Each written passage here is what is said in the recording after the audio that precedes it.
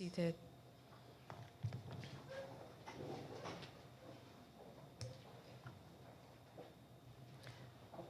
The Honorable Colin Jordan, Minister of Labor and Social Partnership Relations.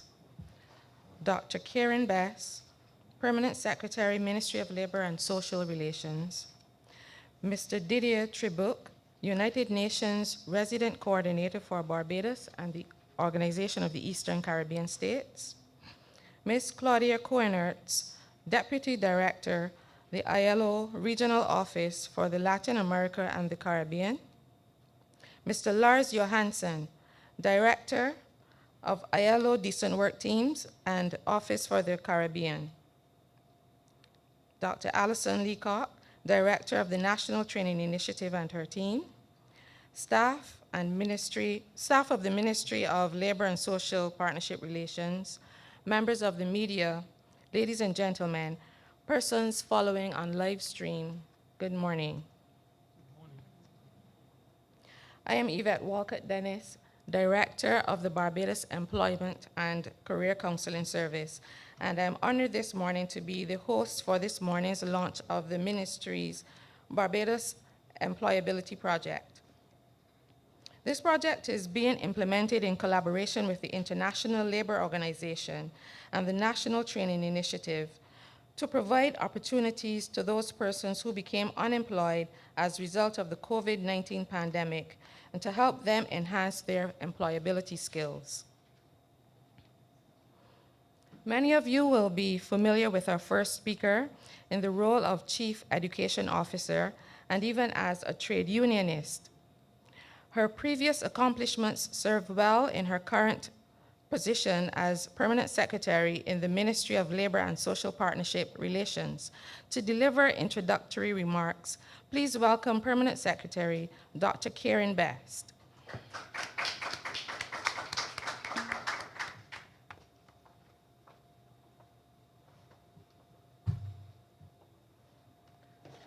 Thank you, Madam Host. The Honorable Colin Jordan, Minister of Labor and Social Partnership Relations. Mr. Didier Tribuc, UN Resident Coordinator for Barbados and the OECS. Ms. Claudia Koenertz, Deputy Director, ILO Regional Office for Latin America and the Caribbean.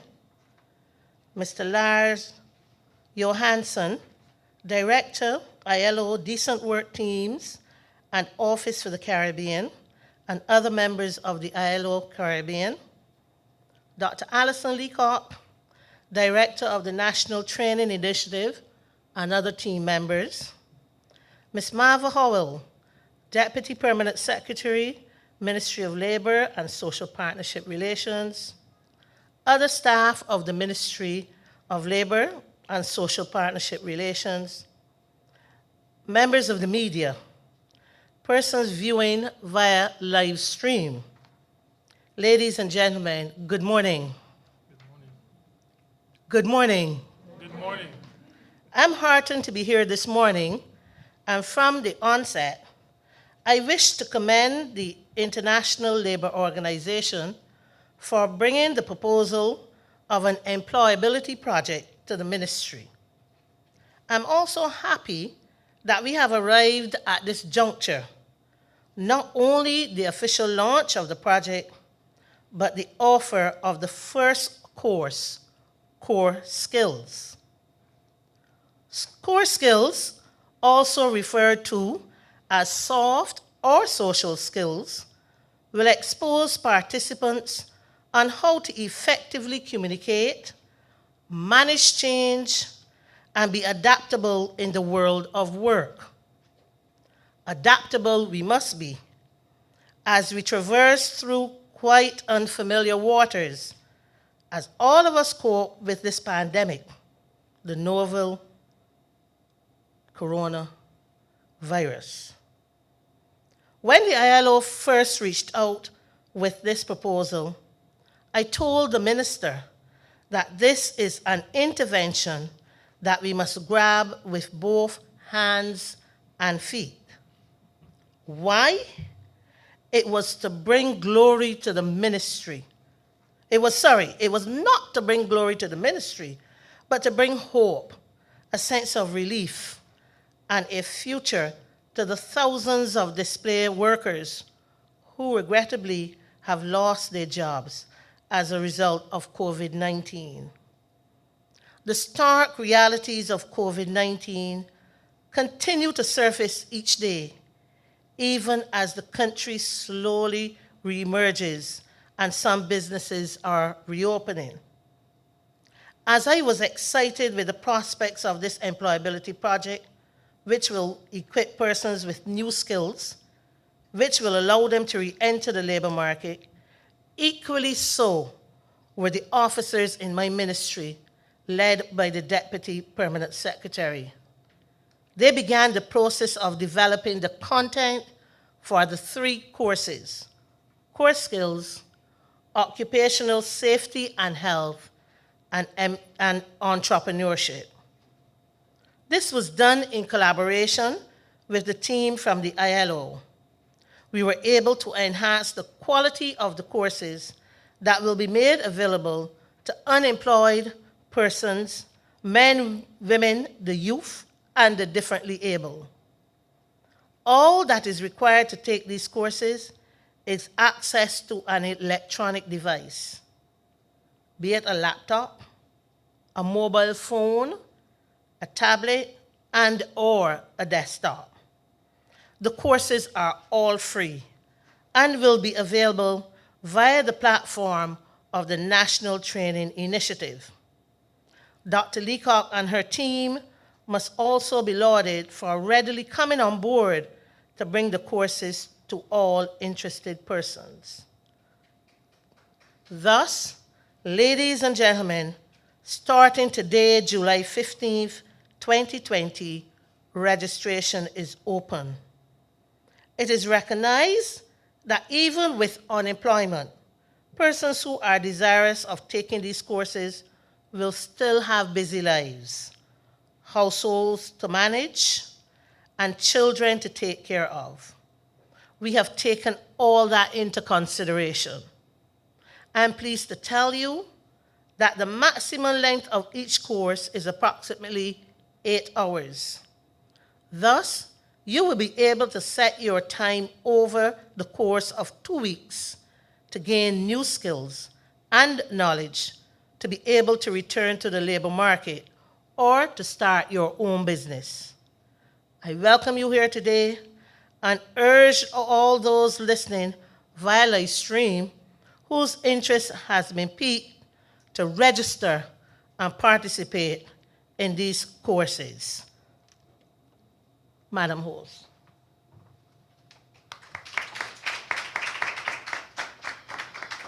Thank you, Dr. Best. The Permanent Secretary has encouraged you to go online and register, and you can do that as soon as you wish. Now, we are very grateful for the relationship we have with the United Nations and its satellite organizations. We've benefited tremendously from their support and guidance, and today we are joined via Zoom by the United Nations Resident Coordinator for Barbados and the OECS, Mr. Didier Tribuc. To offer his remarks, please welcome Mr. Tribuc.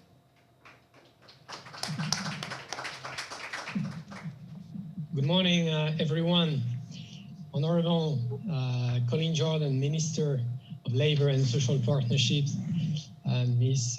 Dr. Karen Best, Permanent Secretary, my UN colleagues, Claudia and Lars, and all the participants. It's unfortunate, I'm not too far away from you. I'm here in the UN House of Barbados, but due to another engagement, I couldn't come this morning, but I'm with you online and presentially somehow. Well, I wanted first to thank you for this invitation. I'm really very, very pleased to join you today for the launch of this Employability Project, because this is so timely and so relevant. So first, I would truly like to congratulate both the Ministry of Labor and ILO for this, for reaching that important point and launching and opening up the registrations. And what I want to say first is that while borders reopen following what we believe has been a good management of the health response to contain the spread of the virus in Barbados and the Eastern Caribbean region, the countries, of course, are trying to get back to a new normal. However, I believe that the worst of COVID impact is somehow also ahead of us, because the socio-economic effects of COVID that will further impact all sectors is somehow going to be wide. The devastating effects of this global recession that is around us will particularly be hard on seeds economy, which we all know are extremely vulnerable to external shocks. So as a response, we need to prepare and adapt, and I believe this is what is being done today, because despite the negative effects of COVID, we must take also advantage of a crisis and seize the opportunities that it can bring. And I want to stress in that respect that Barbados is demonstrating a great deal of responsibility, responsiveness, and innovation, with measures to alleviate the impact of COVID-19 on families and the economy, on workers, including to protect the most vulnerable. And this is probably what matters a lot as well in this project. Last week, for example, at the ILO summit, Prime Minister Mia Mottley highlighted the importance of training, retaining, and retooling of human resources. And I think this is indeed paramount as countries strive to find ways to expand opportunities for employment in this new context. And this is somehow important because, like in the broader Caribbean, Barbados rely heavily on tourism, and this sector accounts for 30% of the GDP. Those figures vary. It can go up to 40%, but definitely not less than 1/3 of the total direct and indirect employment, and 2/3 of this workforce are constituted by women. There has been also a joint UN team assessment carried out in Barbados by several agencies, and it is estimated that unemployment could reach up to 28% in the medium term if economic recovery is not prompted soon, as well as, according to ILO, perhaps Lars and Claudia will talk more about that, as many as 1.5 million jobs are at risk in the Caribbean alone. So these are alerts that should prompt us, of course, to act. But also I want to say that COVID has evidence that in most countries there is both, COVID has evidence somehow, both the inequality gap and as well as the digital gap. So it is essential to find alternative solutions and innovate to ensure that workers are able to reinsert to the job market through new skills, but they also need to acquire fast enough. So in that respect, I just wanted to recall, besides this project, that the UN team for Barbados and Eastern Caribbean launched early May a multi-sector response plan and funding appeal. This has been pretty successful, and one of the immediate objectives was, of course, to raise awareness on the vulnerabilities that COVID places on seeds and the need to prioritize seeds for accessing resources and capacities. So one of the areas of this response plan was specifically to address economic recovery, and by strengthening technical abilities, provision of short and targeted skills training to increase precisely employability, but also entrepreneurial outlook, especially with youth. So this employability project launched today is, of course, addressing specifically this objective of the broader UN response plan. And I see that it will set the foundations for the development of larger scale program that could include additional training, including more people affected by COVID-19, even though the initial target in Barbados, I read, is around 3,000 people to be trained. So I really want to commend ILO and the Ministry of Labor for this important and I'm sure very impactful initiative. This is exactly what is needed now. Of course, the UN response goes beyond this project, and I wanted to mention also the importance on social protection. And recently, we have launched the joint SDG Fund joint program on social protection and shock responsiveness here in Barbados. In addition to St. Lucia, ILO is a participating agency along with other UN agencies, because we believe that expanded social protection too is paramount in this period of extreme vulnerability for thousands of unemployed people in order to build resilience. So in closing, I would just like to reaffirm our commitment as UN Development System to continue working with the government of Barbados. We have had a long-standing partnership with the Ministry of Labor and Social Partnership through ILO, of course, but not only. And we're always very supportive and somehow admirative of the culture of social dialogue that prevails in Barbados, such as the Social and Justice Committee that you chair, Minister. And this is certainly one way to ensure that the most vulnerable are not left behind in this crisis. So wishing you all success in this endeavor. Thank you.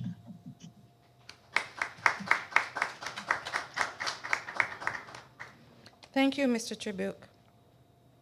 You stressed the value of social protection at this time, and I would want to encourage persons to see this as such and take advantage of COVID-19 by using or registering for this course to take the training in 2020. We are familiar with her serving in the International Labor Organization's Caribbean office. She now serves in the regional office for Latin America and the Caribbean.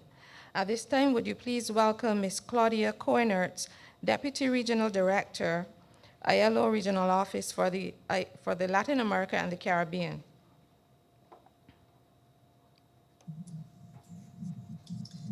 Thank you very much. And all protocols observed. Good morning, everybody. First, I would like to say that it is such a great pleasure to be here with you this morning.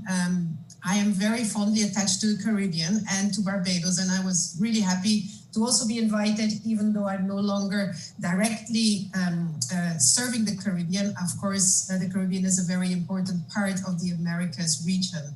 And I'd like to really share a personal greeting to you, Minister, and the Permanent Secretary and your staff.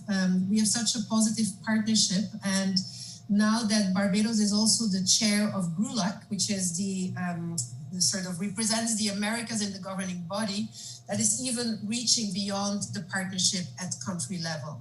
Didier, Resident Coordinator, it's also very great to see you. As you know, the ILO is a very committed member of your UN country team, and we really appreciate how you include us in the family, even if we're not permanently physically present in Barbados. As we are all painfully aware, COVID-19 continues to take its toll on the labor market. The latest ILO estimates show that 93% of the world's workers continue to reside in countries with some sort of workplace closure measures in place. During the first quarter of the year, an estimated 5.4% of global working hours, equivalent to 155 million full-time jobs, were lost relative to the fourth quarter of 2019. Working hour losses for the second quarter of 2020 relative to the previous quarter in 2019 are estimated to reach 14% worldwide. Here again, equivalent to 400 million full-time jobs. And the prospects are not really better, unfortunately. We are bracing for a long-term impact. The crisis is both aggravating pre-existing structural and other challenges in our economies and societies, and some of them were mentioned by the resident coordinator. And it's also something we have discussed a lot in the summit that we organized last week. It's also been accelerating the rapid transformation of the world of work that we so often discussed last year as we celebrated the ILO's centenary. Currently, the Americas is experiencing the highest level of restrictions on workers and on workplaces. And it must be said, the rapid and effective measures that were adopted in the Caribbean to cope with the threats of the pandemic have gratefully limited so far the spread of the virus. Nonetheless, businesses are of course facing subsistence challenges and many jobs have been lost. And especially given the high dependence on other economies, some sectors like tourism especially are being really hard hit. Similarly, those performing activities in the informal sector and vulnerable groups are experiencing severe challenges to their livelihood. So it is really important, as Didier was saying, the impact may not be directly sort of on a health emergency right now, but the socioeconomic impact is going to be long-lasting and is certainly affecting Barbados like it is affecting severely other small island development states. Also, the crisis is disproportionately affecting women workers, partially because they're concentrated in the care sector, as well as in tourism, but also because they are often the most immediately responsible for coping with double and triple burdens as schools, for example, are being closed. There's also been reports worldwide about increased domestic violence because of lockdowns and forced homestays. So we have to be mindful that there is a risk of losing some of the gains that we made in promoting gender equality in recent decades and really try to make sure that we don't let that happen. The ILO policy framework to tackle the COVID-19 crisis, which is based on international labor standards and aligned, of course, with the Sustainable Development Goals, consists of 4 pillars. The first one, stimulating the economy, as we know, very important, and that has been very much the focus in the early days. Supporting enterprises, jobs and incomes, protecting workers in the workplace, and the 4th pillar, relying on social dialogue for solutions. I'd like to emphasize that although these are 4 pillars, ideally, and to be most effective, these 4 pillars have to work simultaneously and reinforce each other. But clearly, the role of governments and the social partners in defining how to get out of the crisis and how to build exactly on the opportunities that present themselves is crucial. And of course, the ministry that is leading this initiative has a very particularly important role because you do bring together social dialogue, social partnerships, and civil society. The Employability Project that we are celebrating today is a perfect fit within this framework.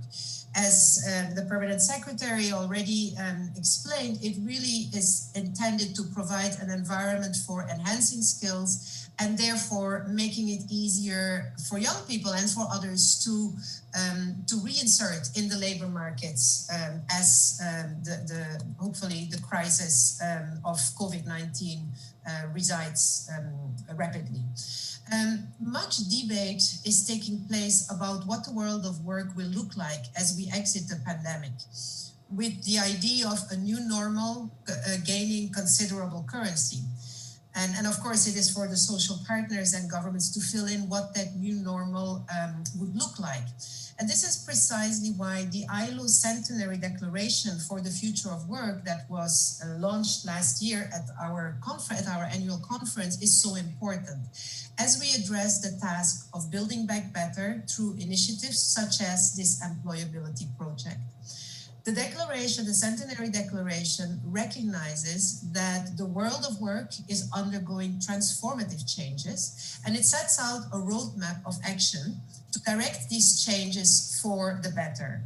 Of course, very much emphasizing a human-centered approach where we really look at the human being and the needs to help and assist the human being so that through a better future of work, we can actually address persistent poverty, inequalities, injustices, conflict, and disaster. All of these very important for the small island development states like Barbados. There was a short reference also by Didier on our virtual global summit that we hosted last week. And there too, we heard so much repetition by many heads of state about the importance of the declaration. And so we do really have an opportunity to use this momentum, bad and hard as it is, to make some of the changes that we have known for a long time are needed. We need better systems of social protection.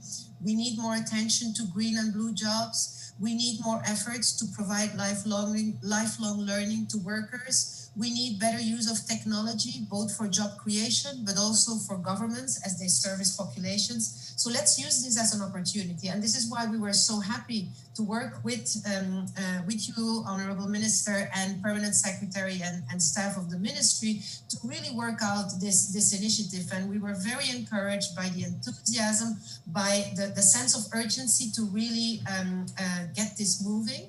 And I do believe very much that this is an opportunity to really pilot, to pilot something that can become much more extensive. We can make so much more use of technology to access large amounts of people and to help them build their skills for the labor market.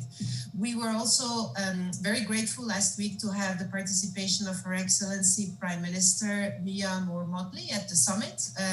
And she reminded us, and I thought it was very important, that we're all in this together.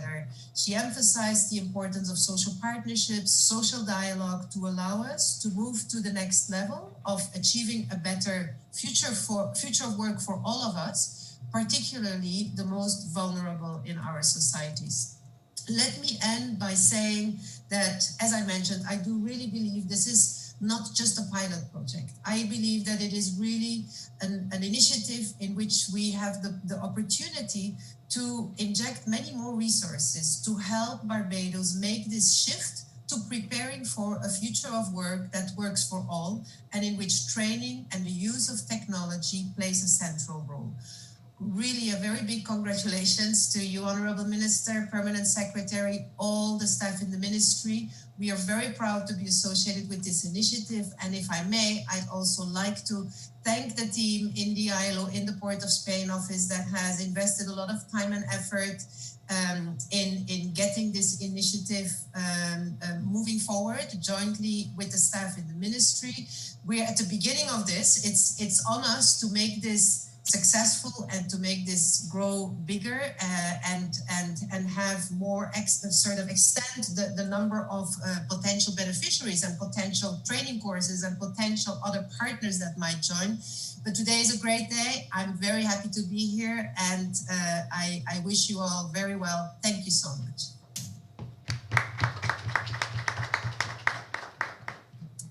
Thank you, Ms. Coenert. We do acknowledge this project actually acknowledges the impact on women of COVID-19 above most others. And we do hope that they, as other unemployed persons, will take advantage of the training. And we hope that it does spark an interest in lifelong learning and certainly using the technology. I'm sure that we were all pushed in that direction during the various periods of shutdown. And I'm hoping that we acknowledge that it can be used to assist us or to assist them in their search to re-enter the workforce. Now we move to the feature address. He has kept abreast of this project every step of the way. Sorry.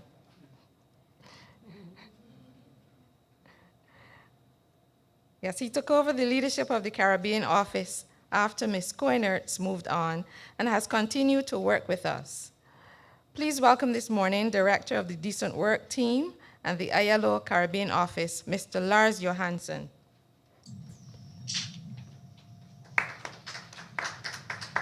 Thank you. Good morning, everyone, and greetings from Port of Spain. All protocols observed. Before I start my remarks, I will hook on to what Claudia Conyer said at the end of her remarks, and give a little shout out to and recognition to the colleagues here at the office who have been working together with the partners in Barbados in the development of this project. It's always a bit dangerous to name people because these efforts involve a lot of people at different levels, but I would specifically want to mention my colleagues Virginia, Ariel and Hassan, who have done the bulk of the work with very good support from others. And there I would also like to mention our program unit with Ingelin and Leslie for their invaluable support in driving this forward.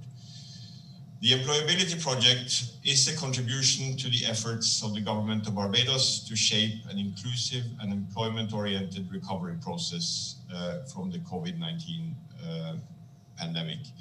At the same time, it is an important step to embrace innovation and delivering training.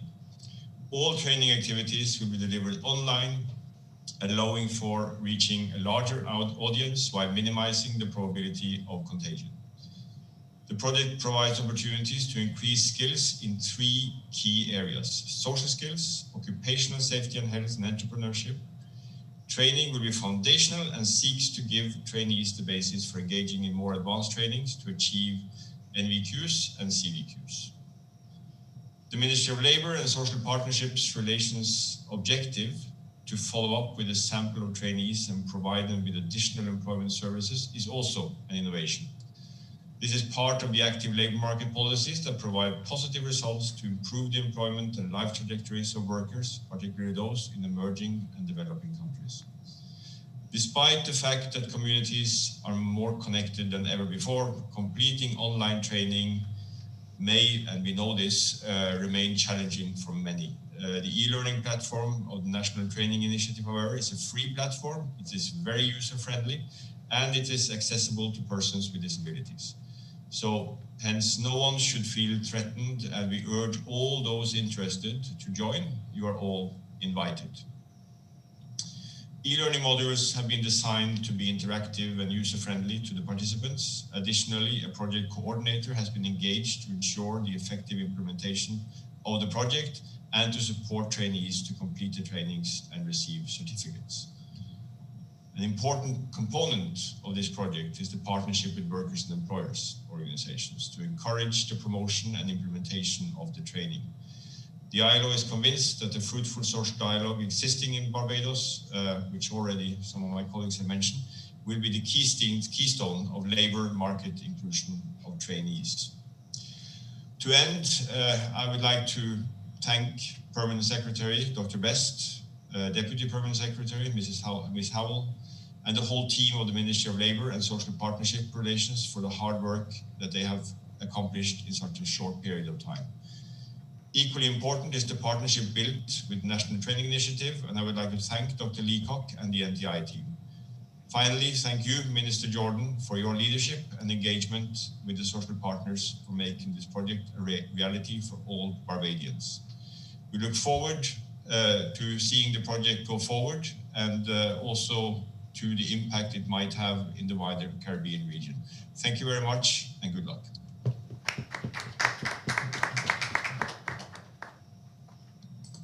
Thank you, Director Johansson. And now on to the feature address. I invite the Honorable Colin Jordan to the podium to present to you.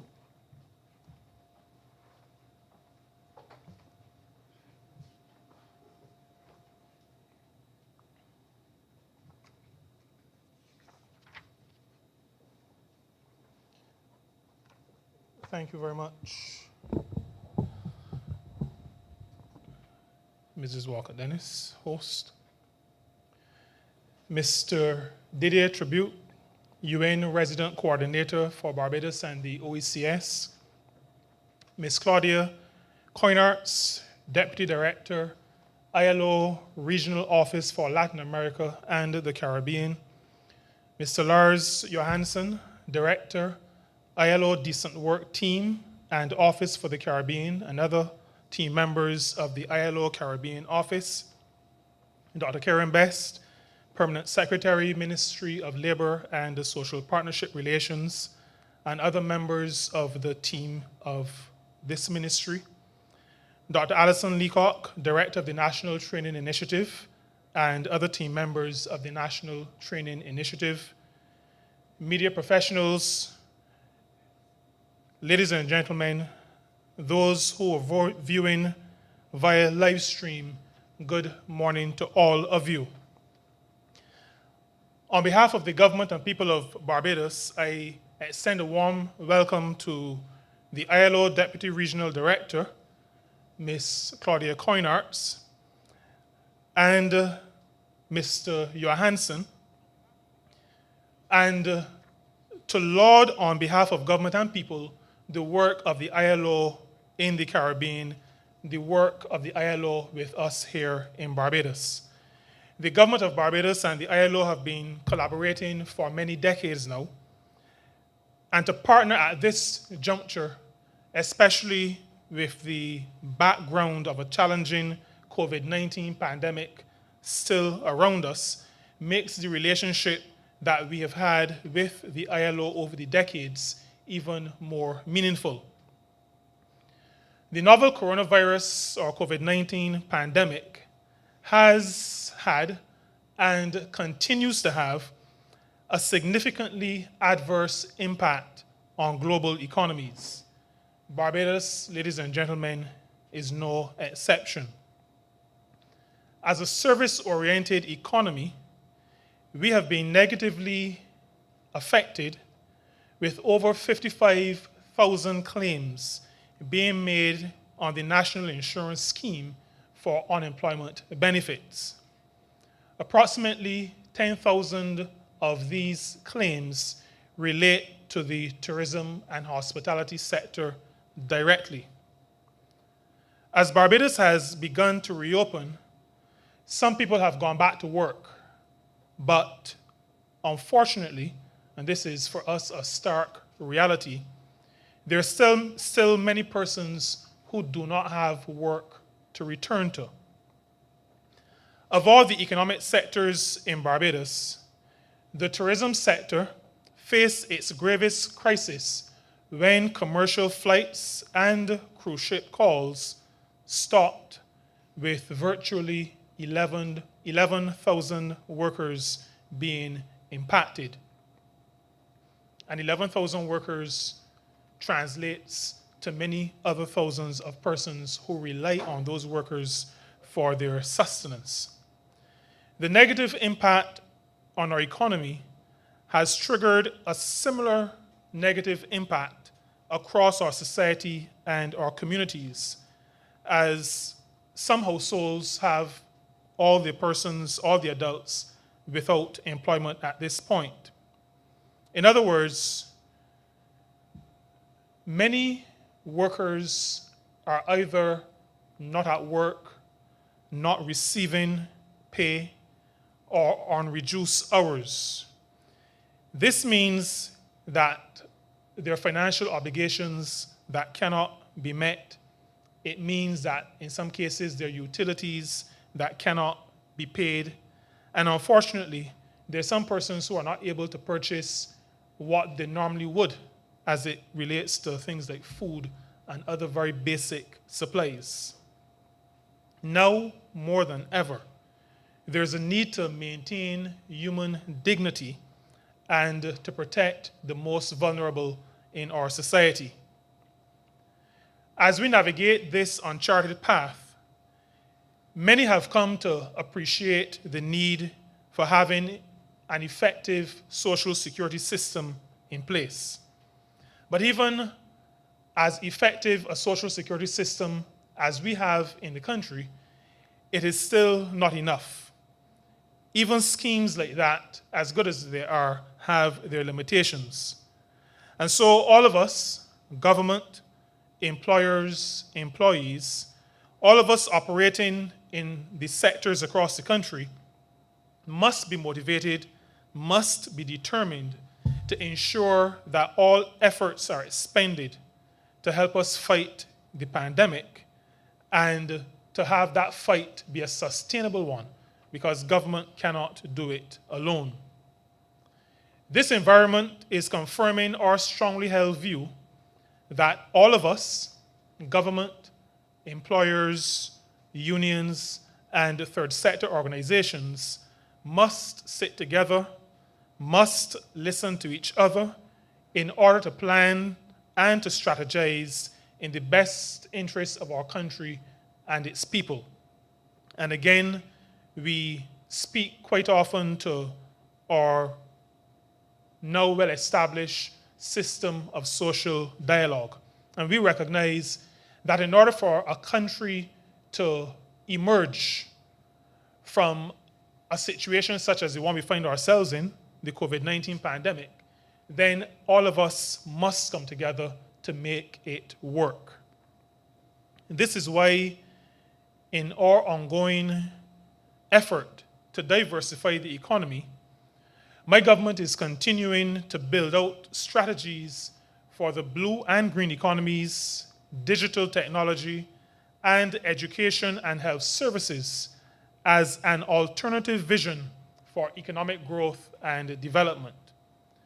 These emerging sectors are expected to improve people's lives in ways consistent with sustainable development.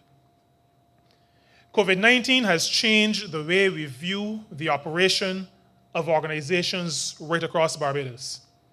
This is true for government, it is true for the private sector, it is also true for the third sector. The overwhelming requests by customers for businesses to provide e-commerce during the stay-at-home period could not have been forecasted even as recently as January of this year. The call for government and government services to be provided on digital platforms has intensified. It is therefore imperative for both employers and workers alike to be flexible, to be dynamic, and to be able to adjust in this environment.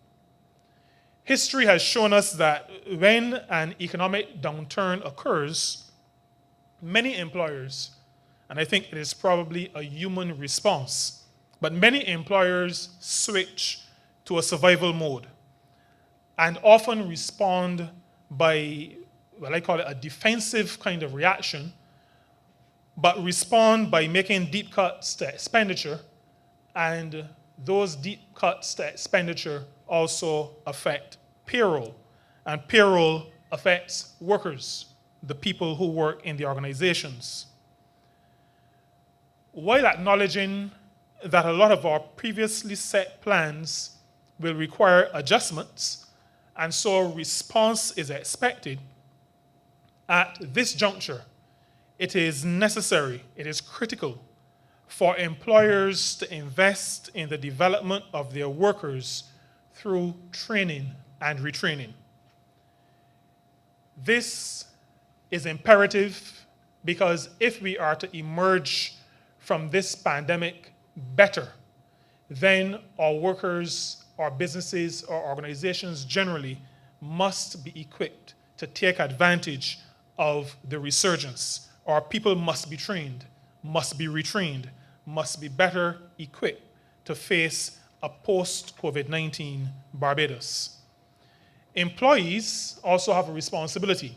Employees and laid-off workers need to seek to capitalize on any training opportunities being offered. Wherever possible, government will seek to keep courses free of charge. Once workers become proficient and effective and recognize that their effort is valued, we believe that the overall performance of organizations will improve. Ladies and gentlemen, as we launch the Employability Project, you will have access to 3 free online courses being offered initially. And these, as you've heard before, are being offered on the platform of the National Training Initiative. The initial offering will be on that platform. The intention is to broaden the reach of these courses by also utilizing other modes of sharing the content with workers. The selection of these 3 courses, core skills or sometimes called soft skills, occupational safety and health, and entrepreneurship. This selection is by no means coincidental. These courses allow for participants to, if they so desire, to kickstart their own small businesses or cottage industries. This selection is also not by chance, because even as we, in this COVID-19 environment, move more toward teleworking, working from home, the matter of occupational safety and health takes on a greater focus. And in our ministry, we've been speaking to the fact that while it is easy to address the matter of occupational safety and health when you can go into a workplace that is an established business or third sector organization, when the workplace moves to home, monitoring becomes a bit more difficult. And so my ministry must address itself to how we will address the matter of occupational safety and health in an age of teleworking and working from home. Or as one commentator recently said, people are now living at work. So matters of work-life balance, wellness, these are areas that our ministry, my ministry, will have to address its mind, its collective, or our collective minds too. The courses allow for persons who may have been doing what sometimes in Barbados we call a side thing, plaiting hair, baking, selling natural juices. It will allow those persons to make these side things into areas that can provide sustenance, that can provide a living and a livelihood for the persons involved.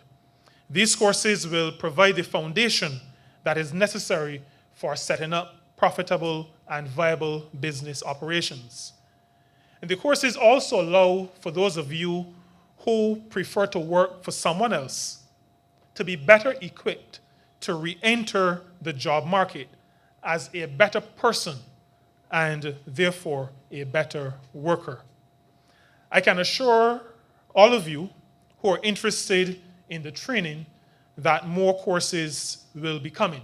And I think we got the commitment from the ILO this morning that even as we roll out these first 3 courses, that they are willing to partner with us. And I also want to signal that we are willing to accept that partnership and roll out even more courses to the Barbadian public. My ministry will be working assiduously with TVET and with BIMAP in bringing these courses to a level where they can be certified.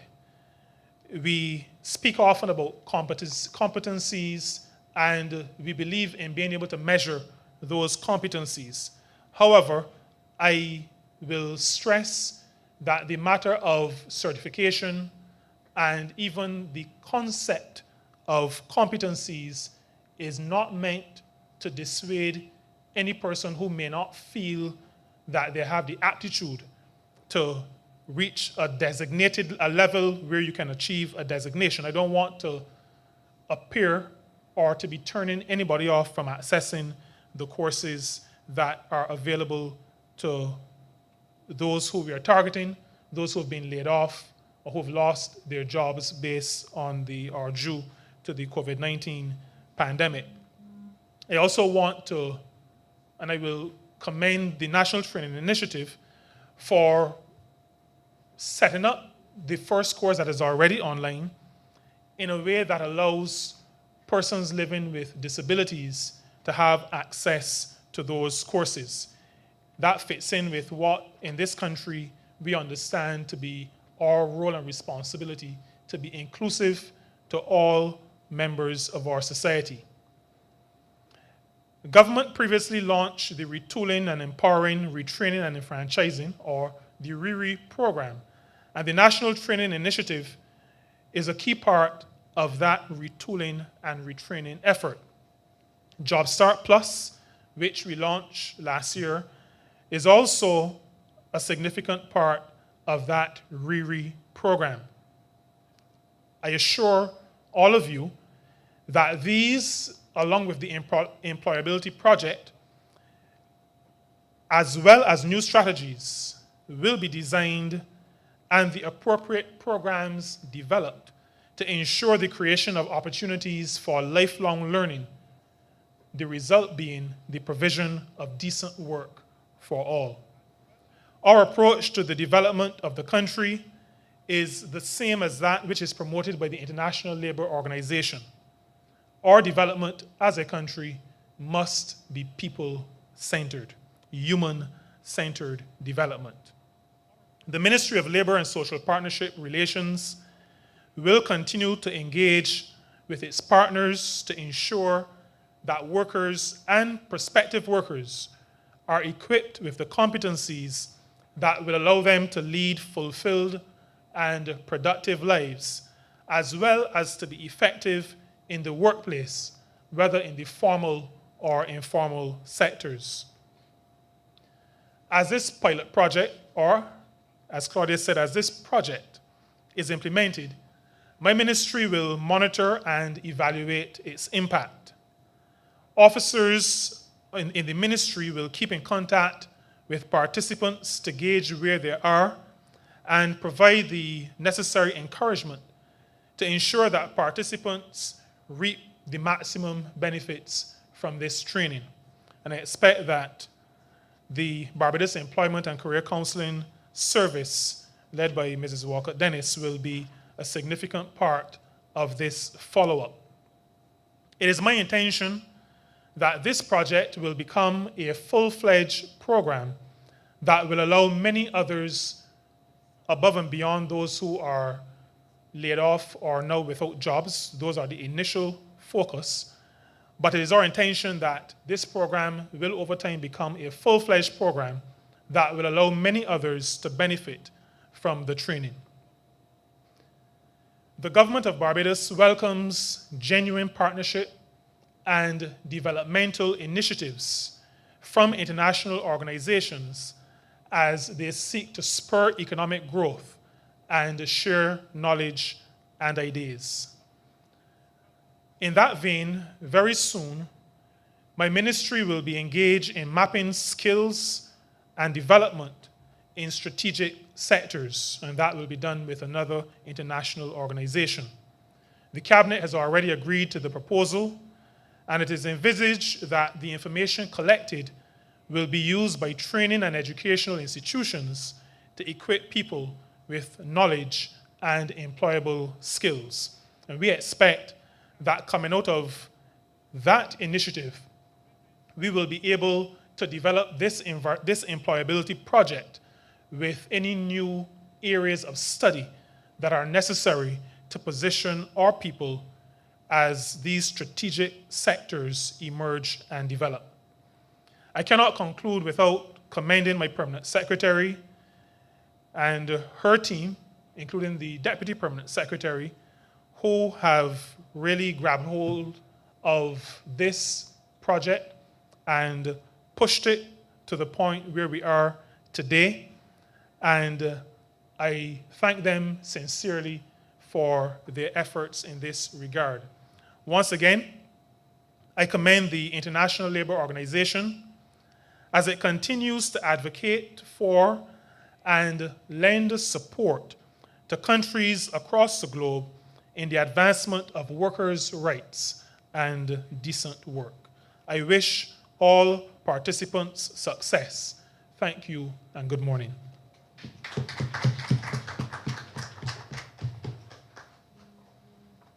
Thank you, Honorable Minister.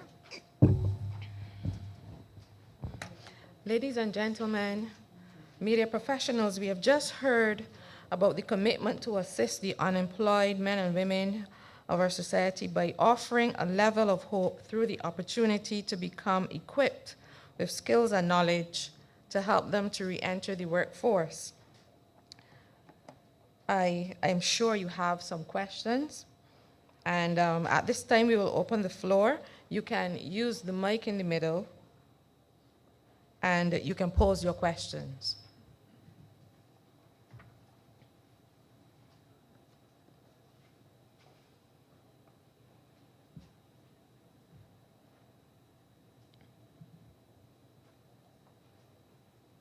We have no questions? No questions for the minister?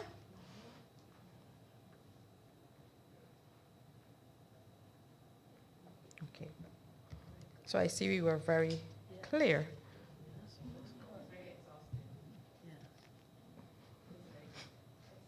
Exhausting? Oh, sorry. I wasn't hearing about it. I wasn't sure if you said exhausting or exhaustive. I think she Okay. meant expansive. So since there are no other questions, let me remind you that the project is fully online, implemented from today, July the 15th, and I assure you that we will keep you abreast of any further changes or any further information. So at this time, I would like to offer thanks to those of you who have contributed to this project. You have made this moment possible. Those of you who came up with the ideas and planned the project, prepared the content and formatted it for the online platform, as well as those of you who will be instrumental in getting the message out about the course. And of course, those who will be participating in the course. I thank you. You are now invited to partake in the liquid refreshment at the back of the room. Thank you. Yeah, Jessica.